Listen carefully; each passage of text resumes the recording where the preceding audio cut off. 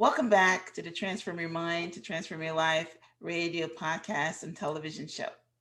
I'm your host, Life Coach Marina Young, and sitting in the guest chair today is Michelle Arpin Begina. Michelle is going to be talking to us today about how to recover financially after COVID-19. Now, I know we have been in a pandemic situation now for over 12 months, and many of you that are watching and listening to this broadcast are going to have some financial problems that you have experienced. We know that the Amazons and the Walmarts and the Google and all those big brands actually made millions of dollars or very profitable during this time. But, our ordinary people like you and me, we had some struggles. So one of the things that Michelle is going to talk to us about is your money story, because your money story actually shows up in good times and bad times. So stay tuned to understand how your beliefs affects who thrived in this pandemic and who are just basically surviving. So welcome, Michelle. Thank you for having me. I'm thrilled to be here. Yes, I'm so excited to have this conversation with you too. All right, so let me give you a little bit more information on Michelle, just to to set up what her work is all about. Michelle has used money lessons from her life to rethink how financial advisors and their clients have traditionally worked together. She sees real value in being a gateway to personal financial freedom and to support her clients on their unique wealth journey. Michelle is a technician of financial planning, investment, and wealth management. She has spent the last 2 decades studying the unconventional, non-financial aspects of life satisfaction, financial therapy, she says it's a thing, behavioral bias, choice, and decision advising. She believes we all need to examine the money stories, scripts, and lessons that affect our financial psychology so that we can rethink what we know about money and to have more of it. Michelle lives in Wyckoff, New Jersey with her husband, Mike, and sons, Alex and Nick. She is an avid photographer, and of course, her sons are her favorite subject, of course. All right. Well, Michelle, you said that your money lessons is what, helped you to become a financial planner and to focus on money stories in your financial planning. So give us a little journey about, your money story and how it transferred into what you do right now. Well, I always say that growing up, watching my family, my parents in specific, handle their money went from being a morbid curiosity to an obsession, and I turned that into a profession, is really what happened. And as far back as I can remember, I watched my really hardworking, high-earning parents create a lot of income in their business, and yet they were a hot mess when it came to holding on to money and creating security. I'll tell 3 quick stories. So Okay. one of my first memories of money was when I was 5 and my father asked me, "Can I borrow some money out of your piggy bank?" Oh, wow. And I asked him, "What do you need the money for?" Pretty bold for a 6-year-old. And he said, Yeah, it's yours. "Cigarettes." It's yours money, so he has to tell you what he needs it for. Right. Okay. Mm-hmm. And he said, "Cigarettes." And I said, "No, you can't have the money." The girl putting her money where her mouth was very early. And he took the money anyway, right in front of me. Oh, wow. So it sent a message around boundaries. And I remember crying out of frustration because I was worried my father would think I was being stingy when I was looking out for him. Mm. Fast forward to when I was about 10, my mother was away visiting family. My brother and I were home with my dad. My dad had always wanted to drive a Jaguar, and he found a great deal on one, called my mother and said, "Hey, I'd really like to buy this car. What do you think?" And she said, "No, I don't think you should buy it." He bought the car anyway, Anyway, right. hid it in our garage while she was away. And I remember thinking, now as a smart alecky 10-year-old, does he think she's not going to notice when she comes home?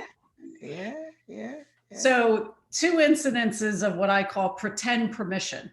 He'd Mm. ask to do what he wanted. So Okay. I should have seen Yeah. the last one that I'll share. There's so many more, but I'll share this last one. And then there's point to telling all these stories. Fast forward to when I was 17, I was standing on a dock on a marina, and overlooking my father's shoulder was a brand new yacht that he bought. It was Oh, about a wow. month after I graduated high school, Wow. with the money that was earmarked for my college tuition. Mm. Wah, wah. I Wow. should have seen that one coming. Wow. In that moment, my first reaction was not to reach out to people. I didn't call my best friend and say, "You're not going to believe what my father just did." I didn't call my grandmother for support or any other friends. My first instinct was to get in gear and figure out how I was going to get my education, which I did. Mm. My second impulse was to never tell the story or any of these stories, because there was so much shame and judgment around it. And I think that's what happens to a lot of us. First of all, we may not even be aware of the beliefs that we have by way of the stories we've created by what we've experienced until we are. And when I mean until we are, something with our money gets us stuck. There's something we want to attain, whether it's more clients, better business, more income, or we want to put some of that away, or there are people or causes that we want to support, and we're just not able to figure out how to do it despite working really, really hard and having a high desire for it. And we all know that stuck feeling, right? We say to ourselves, "I'm smart. I know how to do this," right? It's that knowing doing gap. That's probably some beliefs at work, right? So that's the time to really get curious and ask, right? Go back and trace the roots of your stories and your experience, and ask yourself as an adult, what did I hear growing up? What did I make that mean? What were the big financial moments in my life growing up? What did I take away from those? And what were some of those behaviors that I observed other people doing that influence my behavior now? So it's really all about kind of taking that position as the adult, looking back on our life and rehearing things Okay. almost for the first time again. So those three stories that you just shared with us, I like the tag that you used, the pretend permission. Like your Mm, dad asked for permission, but he's like expecting you to say yes. And when you didn't say yes, or whether it's you or your mom or anybody, he did it anyway because he's really expecting a yes. So mhm, how did that transform to your life? Um, I mean, I'm not really judging, but I'm tagging it as somebody that, like you started off, they made a lot of money, but they can't keep it because they like to buy things. He wants a mhm, Jaguar, he wants a yacht. The piggy bank scenario could mean, we can. I'm just interpreting here for simplicity. Could mhm, be, he didn't have any extra money for cigarettes, so he wants his daughter's money. So which still means that he's a spender, somebody mhm, that we would call, there's a word that they call it, yeah, a consumer, somebody that always buying things. So did you become a consumer, or did you mhm. become a miser? What did you take from that? Awesome question. Awesome question. Yes. Glad you asked. So, I okay. I remember growing up watching my clients, my parents, and saying to myself two things. if only they could get their financial act together. If only they could get their financial act together, because they had all the ingredients to have everything they wanted, right? We all do. We all have it within us. Mhm. That was one. And the second thing I said was, this is not going to be me. Right. Okay. So it turned out, and when I first got started out, I started following in their footsteps. Oh, you became a consumer too. Okay. I bought the new car when I was 19, when I was paying my own tuition and rent. So, and I lived that feeling of financial insecurity. I kept it going by my own behavior into my 20s. And then I turned it around because I did not want to live that way. Right. But I didn't know how to do it better. I learned how to spend. Right. That's what I saw for the most part. So when you learn how to spend. Interesting how your brain works, huh? You Right. know, a little sidetrack, somebody will be growing up with abusive parents and they're going to say, I'm never going to be that when I grow up. But that's exactly what they do. And it's amazing. But Yeah. anyway, yes, right. So what broke me free, I think, were a couple of things. One, I was highly conscious of what I thought about money and where it came from, because when you're witnessing something like that and it's so pervasive growing up, you can't miss it, right? So at least, or at least I didn't, right? I immediately, really far back, saw, oh, there's an emotional side to money. I saw that, and we're now just really starting to come into the science of understanding that today. I also chose a field that gave me an inordinate amount of freedom. I think probably a lot like your listeners, who are a lot of entrepreneurs, that I wanted freedom over my time, over my efforts, over the people I chose to work with or didn't choose to work with. And ultimately, I wanted control over my income. Mhm. So I did follow in my father's footsteps in creating an income, right? But if you operate out of a belief that more income will fix all my problems, you're going to have some setbacks there too. So I never adopted that, oh, this is just going to cure everything. I knew the cure was to take some of my income and save it and put it away. Right. That's how 99% of us create any wealth in this country, is by doing that. So that's where I started acting in some similar ways, and then I veered off and wrote my own script, is really what I did. But it came from being very aware. Okay. All right. So what I want to transition to now is our conversation, because there's some tidbits in there, but we can circle back to that later on. But the money stories that you just mentioned is a great segue into what we're talking about. Because if I were to say that I had a money story, I grew up very poor and, heard the things that money didn't grow on trees and all that. But one of the things that I learned very early on in life is to always put away money for a rainy day, right? Mm-hmm. So I know a lot of people that are listening might say, well, okay, you can put away for a rainy day if you have it, right? But if you're working paycheck to paycheck and you just can barely, there's a saying that you have more month than money, how can you put away for a rainy day? Which is why I'm a great advisor for having a side hustle, because you're going to have a side hustle, and that side hustle can feed as far as putting things away for a rainy day. But there are the spenders, the people that bringing a lot of money, maybe like your dad, but they're consumers. They're spending. They want. I was just talking to my mom just last night, and she was telling me about a friend of ours that's got a huge big house and 3 cars, 2 Porsches, and you know what I mean? And but I know him. That is what makes him happy. But that's because he's got a great job or whatever. But what happens if that great job goes away? You've got this big fancy house and you've got 3 cars that you're paying for. And that's basically what I think happened with COVID-19.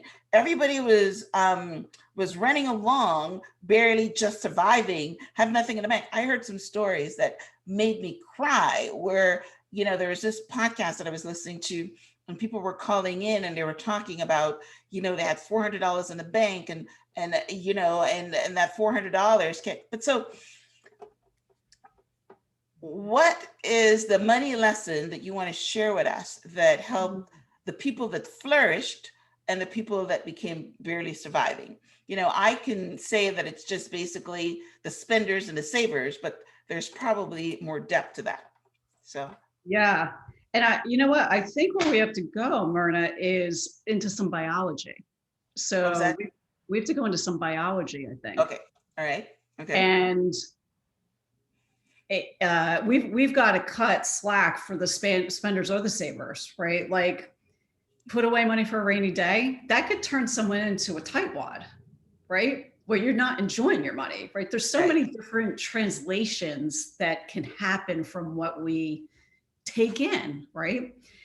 But I think flourishing, let's talk about that for a second. We are hardwired to live in the moment because we are psychologically distant from the Michelle.0, the Myrna 10.0 that she will be many years from now. We are not friends with her. She is not our relative. We don't feel this connection, right? And we can't help it. This is who we are as people, right? So it's very difficult to handle money outside of what our needs or wishes or even impulses are in the moment.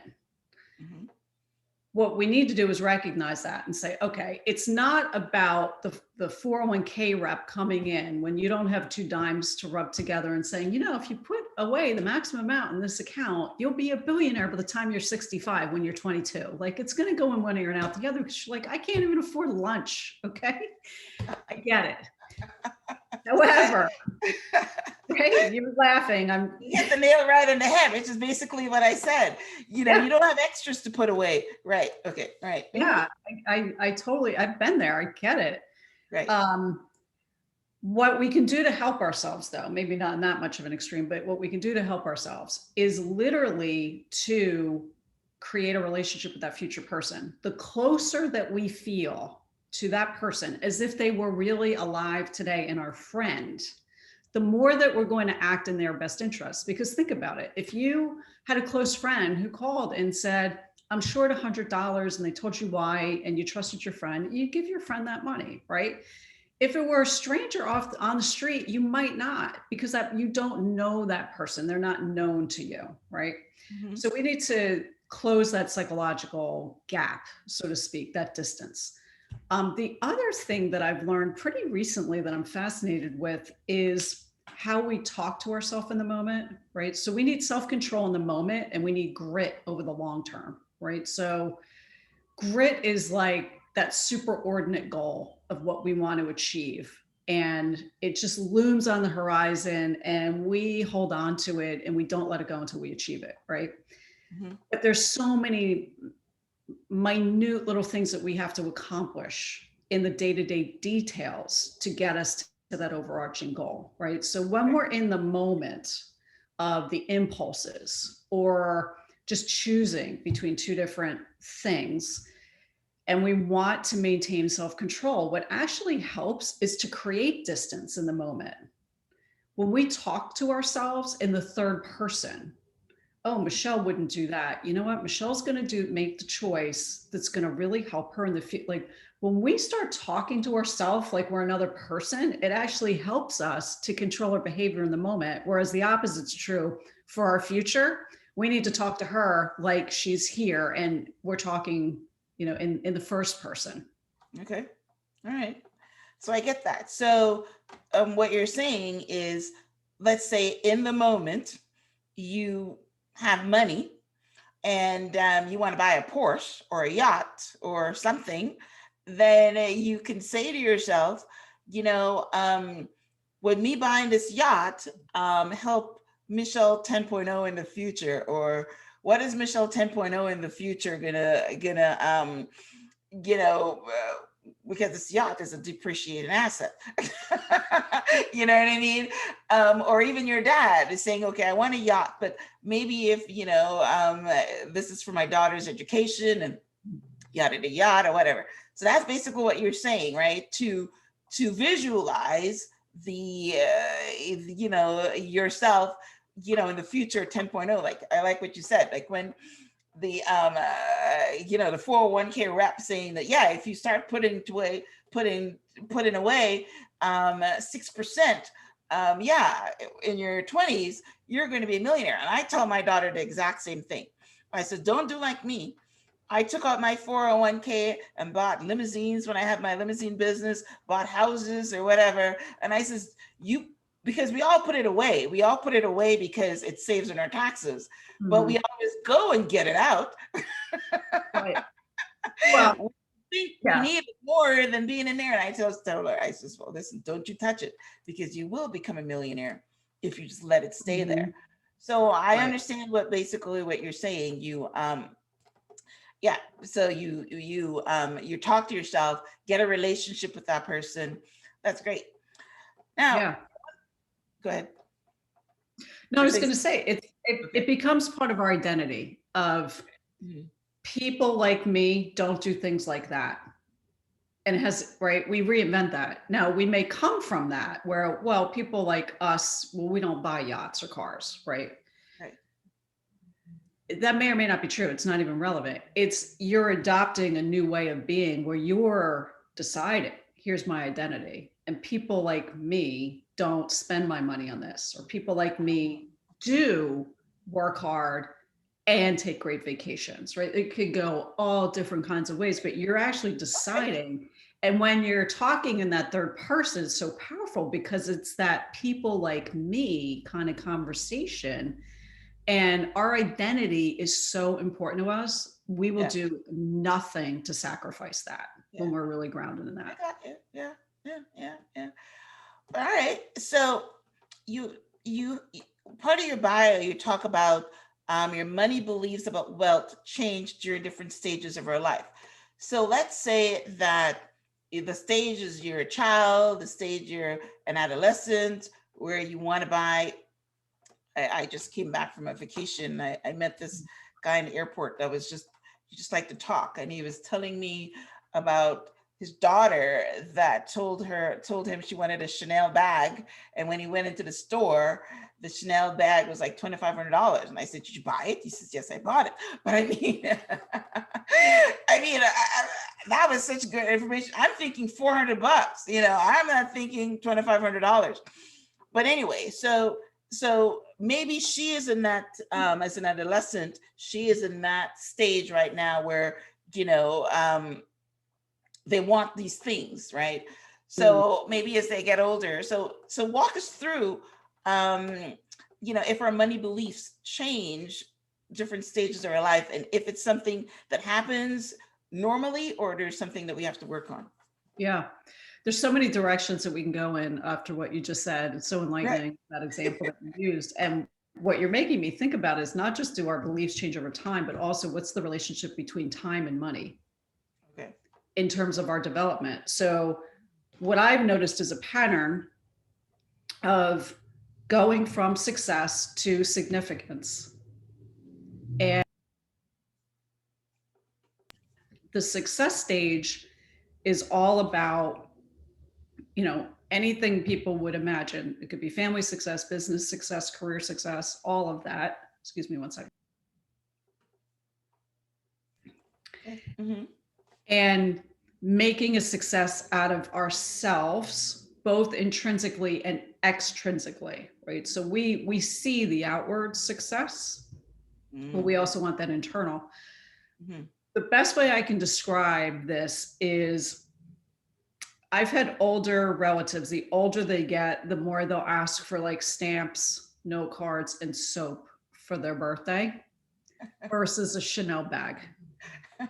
Because what I think is so interesting about accumulating is it's like we follow this mountain chart of accumulating, and then at some point we start letting our stuff go because it just doesn't mean the same thing to us. And I think time has a lot to do with that. You asked me about the beliefs change. So there's a gentleman that I worked with who was an investment banker. He was making a ton of money. It was his first job out of college. And after 5 years of work, he had $1,000 to his name. And he was not happy about that. And he, what he discovered, I'm going to say discovered, not rediscovered. He discovered that what he had internalized was the fact that his father used to say growing up, money isn't important. Mm. Now, when I say discover, he reheard it as an adult because he had just taken it in as a kid and never even, I don't think he ever thought about it. Right. And when he reheard it, he stopped and said, money's not everything, but it's important. And it's such a great story because he started treating his money differently. And that's the point, is he treated his money differently. He actually changed careers and is a multimillionaire to this day. He no longer has $1,000 to his name. And I should say too, whether we have a little or we have a lot has nothing to do with it. And there's no judgment over whether we do or we don't. It's really about, I think, uncovering our beliefs helps us to match what I call our status and our state. Because what we really want universally is, I want the amount of wealth that I imagine so that I can stop working and continue my lifestyle without worrying about money. There's always that little without ever worrying about it again. Right. I don't know anybody who doesn't have some kind of worry about it, but I think it's possible to stop. Yeah. What you have to do though is along with, I don't want to worry about money, is I also don't want to think about it. We have to pay attention to it. It's a relationship. So we have to think about it, but we don't have to worry about it. And when we can get to that state where our state of mind is in that happy, neutral place, kind of you're letting the things go because it just doesn't mean as much about who you are as a person any longer as it once did. That's what I noticed that happens with beliefs and also through time with people. And when that matches the level of financial wealth that somebody has aspired to, it's a calm place to be. Okay. All right. So that's pretty good. So let's get back to the pandemic. So what has the global pandemic, taught you about money and most of us? Maybe you're going to be a little different because money is your work and your life story and you study it. So, you can tell us, if you learned anything new about yourself and your money beliefs during the pandemic, and what do you think the global lesson is for us? Yeah, I'm a little afraid to answer this question. It's a tough question. It anyway. It's just your opinion. What I've learned that's a little embarrassing to say out loud is I learned a whole lot more about our systems and just how differently everybody is impacted was the biggest thing that I witnessed, and heartbreaking, really, in many, many ways. And I've really thought about that. Like, our systems were actually not designed to take care of people. Our systems were designed for like the efficient management of accounts, to obey the laws, rules, and regs. And if you had any special handling on your account, we can handle that. But you as a human, you get no special handling. That's the disconnect to me, right? And I think it goes much, much deeper than that.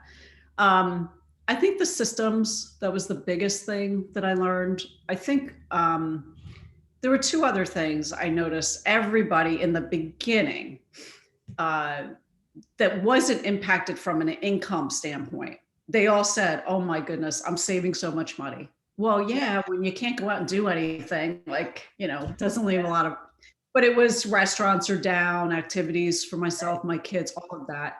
And the reason I'm bringing that up is I think we have had a values reset around money in the last year.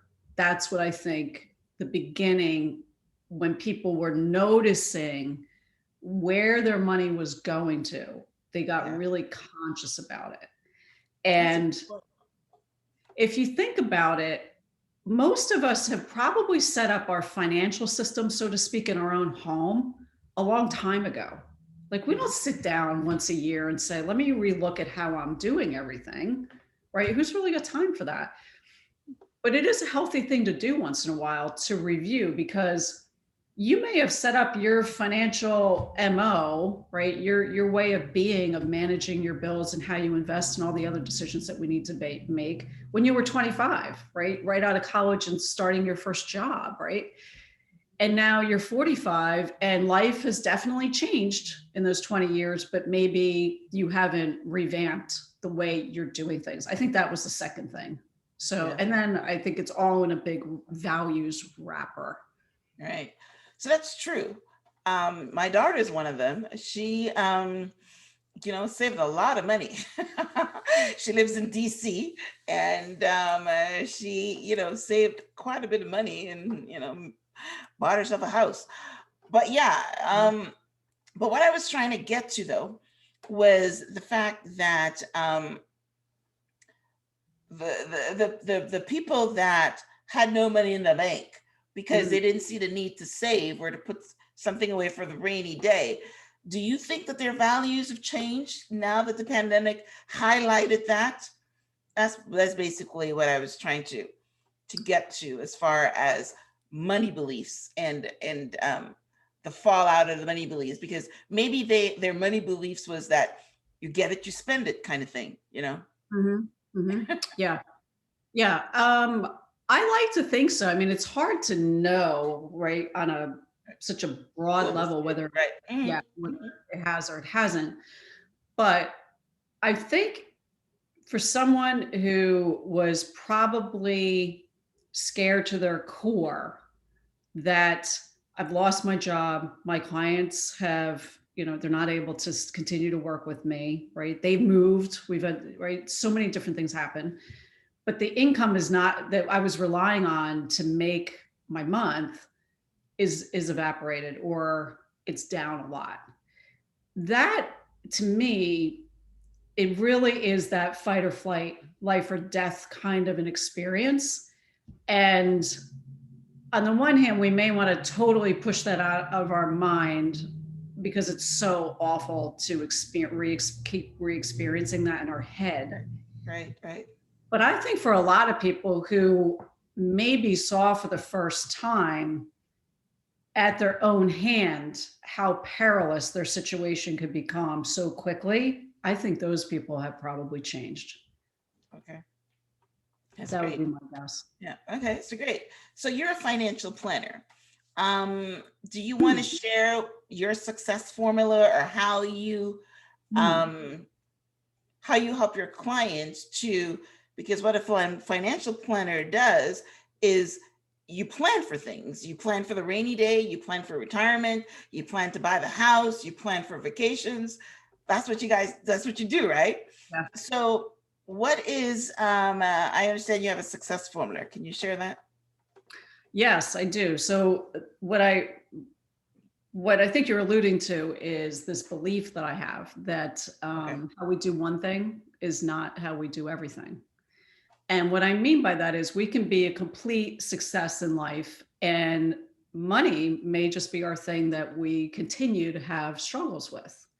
So, part of what I ask people to do is to look back on two or three of their life successes. It could be any area of life, and to examine them from a little bit of an historical perspective of what were the resilience strategies that you used, right? And when I say success, I don't mean something that you decided and you accomplished it within a couple weeks. I mean something that was like hard, big, scared you, you really went for it and it took a couple years to do it, right? Okay.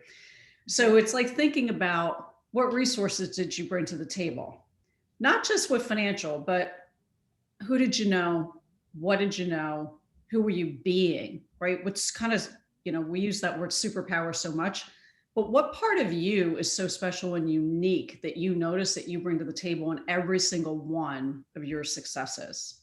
and then getting into like hope and optimism and resiliency, right? How did you pull those things in when times were difficult, or you faced a challenge, or how'd you react when there was an upside surprise, right? Really looking at all those things, all of those traits that I just described, in whatever way someone uses them. And everybody, it's so cool. I mean, we've all got a special X factor that's so different from one another. So if you just look at your own and you start picking it apart, you can see like, oh, I can see how I can pull on this thread when it comes to my money. So I'll give you an example. Someone I worked with, um, she took a TED stage, she did a triathlon, and she was a flute player and did one of the hardest pieces of music that a concert flute player could do. And those were the three successes. So she was like, she just goes for the gold. And one of the biggest things that she got out of doing this was realizing how much she relied on positive self-talk. Self-talk is not new, right? So for your listeners like Yawn, we all know about self-talk. What was new for her was she realized how much she leaned into that to get her through three really major successes in her life. That was the golden nugget. That's what she took and said, oh, okay, now I know going in, this is a big thing for me to really rely on because it is so effective for me. And that's really what it's about, figuring out what's effective. So that's like the part of the expanded version of financial literacy is what I would call it, which is really kind of recognizing that we have a psychology and a biology around in our brains and body around our money, that it's not just understanding markets or investing or good sound financial planning or risk management or all of those things which are important. It's what I really like to do is round out the picture of understanding someone's background, who they are and are not with their money, what their wishes are, what their values are, of course, what the money is, and then really digging into some of their stories about what makes them them. Because as a practitioner, if I have insight into that, I know the levers to help them pull. If I know something like self-talk is really effective for somebody, I'm going to bring that in. I'm going to be able to say, what's your self-talk right now? I'd ask that person that before I'd ask another that I wouldn't realize that was such a strength of theirs. Okay, so that's great. So, so that's the success formula. Yes, what makes you successful in other areas of your life, and use the common thread to help you to be successful with your money. Mm-hmm. So let's dissect that a little bit with this lady that had the self-talk was her common denominator and her skill. So did she have a money story, or how did she use that self-talk to help her with the success of her money? Yeah. So her challenge is actually acquiring clients. That's where she is challenged, right? So she handles her money appropriately when she receives it. So her biggest thing is working on, how do I put myself out there and ask for the sale? So she's got, like, part of her money script is how she feels about salespeople, right? What they mean, how they act, and she doesn't want to be that, right? Right. That's the work for her. Okay. And also the other side with her, which has been interesting, is she doesn't play it small. Like hers, I don't even think she realized, like when she mentioned those three successes, like those are some of the biggest successes any human can achieve, right? Yeah. And some of the activities that she was doing trying to attract clients were almost out of character for her. Mm, And she saw it. She's like, I'm used to going for the brass ring, right, and right, I'm really selling myself short with these right, activities. Now, right, right, all of right. what I'm saying may not sound like money, but trust me, this is what rings the It register. is money because, I've been a salesperson all my life, and I know exactly what you're talking about. A lot of people don't want to be a car salesman, don't want to ask for the sale.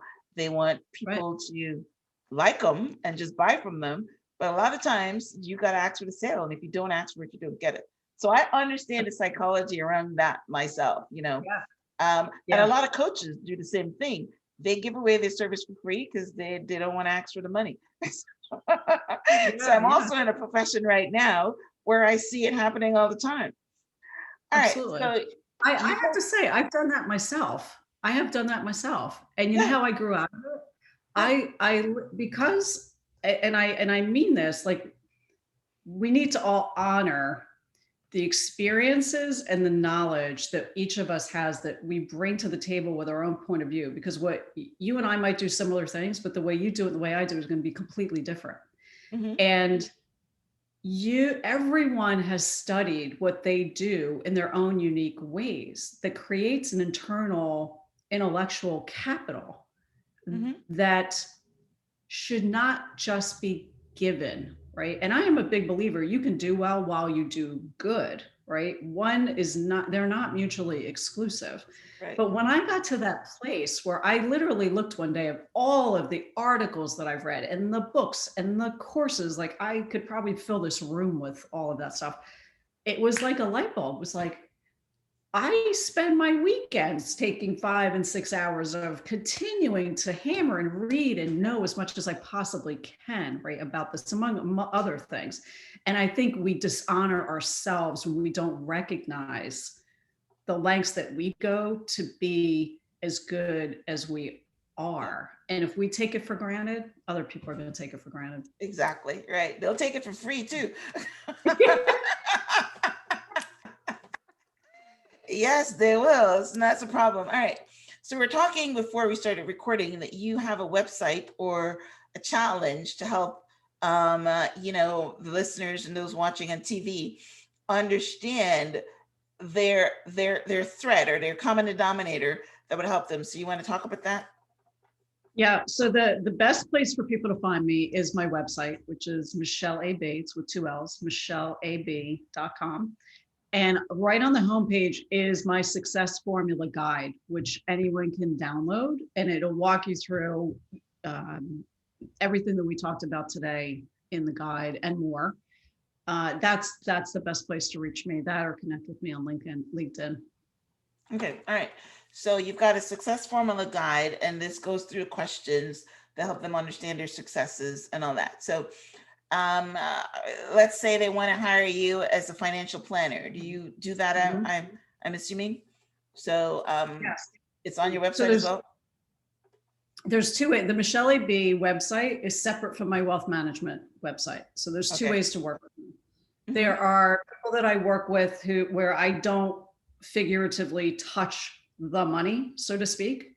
What they want to work on are the education in themselves, really investing in who they are and learning the financial literacy piece, I would call it.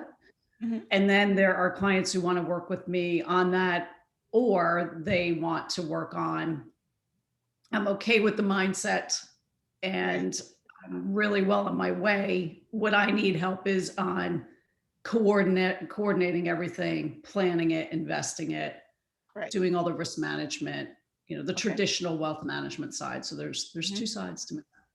And that website is. Well, it's still Michelle AB. That's the best place for people to find me. Oh, and it's just a menu on there. So Michelle Yeah. AB, right? So we've got the success formula, and then we've got the wealth management side, and then of course you're on LinkedIn. All right, so yeah, this was a great conversation. I learned a few things regarding you know the self-talk and basically what you talked about, understanding your uniqueness. right? So that's pretty good. Understanding, because yeah, I mean, a lot of people, and that comes, that's part of the coaching thing. When we go through in your past and understand what made you stumble, what made you become successful, and we look for, your strengths. It's basically it. So another word of doing it is you look for your strengths, and just transfer them, from one skill to another skill. Mhm. And if we are using your client as a model there, with the self-talk, because self-talk is very big. Self-talk is very big. It's not anything that we can dismiss, because it has to do with your confidence. It has to do with your beliefs. It has to do with a whole bunch of things. So yeah, the self-talk is very important. Yeah. um so yeah, so we're in COVID is going to change a lot of things. And yeah, you're right. People that are coming out of it, the next job that they have, for the millions who've lost their jobs, the government is helping them right now, by canceling the, well, for a short time, the evictions, and helping with stimulus. But yeah, there's still a lot of people that are struggling. So if we were going to leave one word of advice for the people that are struggling as we wrap up today, what would you say would be a good motto to transform their minds, to transform their lives around money? I'm going to leave your listeners with what I heard growing up from my mother. It's what's inside that counts. Okay. What's inside that counts, right? What's inside that counts. Yes. Trust Yes. yourself. It's what's inside that Yep. counts. Well, yeah, they say that. I love the quote where if you squeeze an orange, what you're gonna get out is orange juice, right? Because it's what's inside. I always like that. It's not gonna be pear juice or anything else. It's what's Yeah. inside. Yeah. And what's inside is put in there by maybe your parents, or your teachers, or the people that were part of your authority growing up. But you can put more things inside. I'm a Right. lifelong learner, and just like you were talking, spending all those times reading books and things like that, that's what I do. I Yeah. read books every day. I listen to podcasts, because podcasts are teaching tools right now. I read Absolutely. books, I listen to podcasts, and I'm constantly putting things in. So Absolutely. yeah, you definitely, you've got to put things in, and you got to transform your mind. You've got to transform your beliefs, and when you do that, then you will live the life of your dreams. So Absolutely. Can I just add to, playing to our strengths, which I am a big believer in that too. Yet we need not underestimate the power of struggle by shying away from things that are hard, because that's where all the good stuff really is. yeah, like I told you, I put stuff in right now this morning only. I was listening to Dr. Dwayne Dwyer, and he was talking about that every challenge and every struggle, there's a lesson in there for you. And it will, somebody else said that you will keep going through the class until you get the lesson. So Hmm. he didn't say that, but Dwayne Dwyer was talking about Yeah, the lesson in everything. So yes, every struggle or every hardship and every challenge that we go through, there's a lesson in there. So absolutely. yeah, so it I either love how shows. much you're learning, and no wonder you're so good at podcasting and talking and learning. Thank you. Yes, I am a lifelong learner, and it didn't start with me being a coach. It's something that I was born with. It started when I was in school. I love reading, I love learning, and that's what I do daily. Yep. So, all right. Well, listen, Michelle, it was a pleasure having you on the show. thank you so much for your insights and wisdom about our money story and, our beliefs. I love the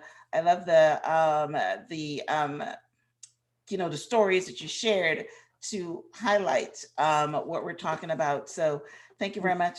Um, uh, you know, my regular listeners know that there will be a transcript of my conversation with Michelle on the show page, which is blog.myhelps.us.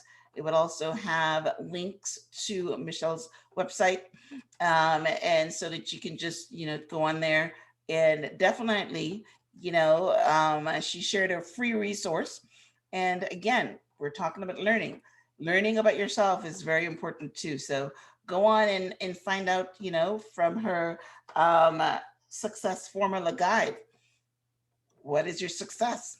And once you find that out, you can't unlearn it. So it'll be something that you can use for building self-confidence. When you're in your next challenge, you're going to know what your strengths are. So definitely, Michelle, I will download it myself. Maybe you'll learn Awesome. a few new things. Good. Yeah. We all listen, we all have a formula, and Yes, it's great when we know what the ingredients to that formula yes, really is. yes. You So know, you can thank you. consciously choose to step into that. Yes. So thank you for sharing that. Welcome. All right. So thank you guys again for tuning in to the Transform Your Mind to Transform Your Life radio, podcast, and television show. Definitely check out the show page, blog.myhopes.us for prior interviews. Check out my YouTube, the Transform Your Mind YouTube channel on YouTube. If you're watching this, if you're listening to this on the podcast and you want to definitely check out the YouTube. Also, tune in at 6 o'clock every Sunday for our Preach the Word network television special. And of course, you can listen on the radio, WDJY 99.1 FM, Wednesdays at 5 p.m. So thanks again, Michelle. Thanks everyone for tuning in. And until next time, blessings.